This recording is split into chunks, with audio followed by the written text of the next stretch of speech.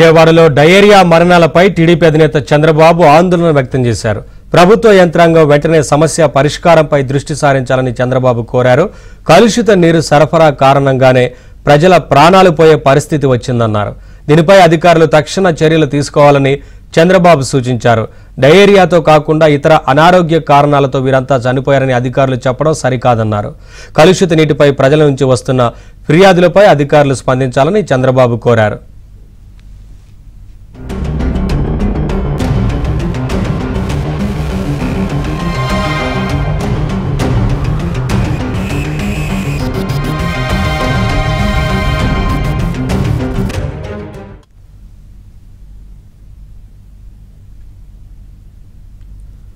Updates మా correspondent పూర్ణ అందిస్తారు. పూర్ణ.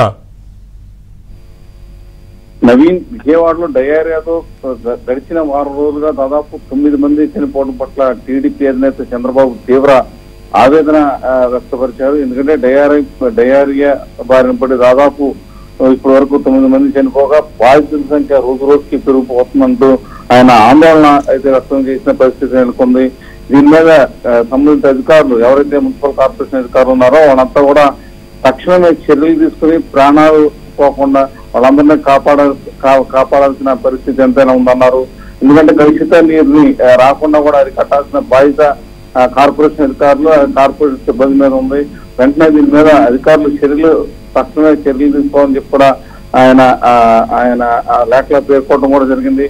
అయితే ఈ అధికారులు ఎవరైతే కార్పొరేషన్ అధికారులు ఉన్నారో దీని మీద ఒక ప్రత్యేకమైన దృష్టి సారించాల్సిన అవసరం ఎంతైనా ఉందని కూడా ఆయన తెలపడం జరిగింది. అదేవిధంగా కొంతమంది అధికారులు అయితే అది డయేరియా మరణాలు కాదు, ఇతర కారణాలతో అనారోగ్య సమస్యలు చనిపోయారని చెప్పడం కూడా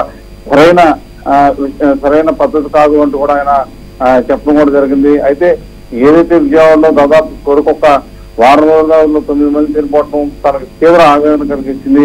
దీని మీద అధికారులు తక్షణమే స్పందించి మరొక మరణం కూడా జరగకుండా చూడాలని చెప్పి కూడా ఆయన కోరటం కూడా జరిగింది. ఎవరైతే బాధితులు ఉన్నారో వాళ్ళు తక్షణం వారికి కావాల్సిన వైద్య సదుపాయాలన్నీ కూడా అందించాలని కూడా కోరారు. అట్లాగే ఎవరైతే మృతుల కుటుంబాలు ఉన్నారో వాళ్ళందరూ కూడా ఆదుకోవాల్సిన పరిస్థితి ప్రభుత్వం పైన ఉందని కూడా ఆయన తెలపడం జరిగింది. నవీన్.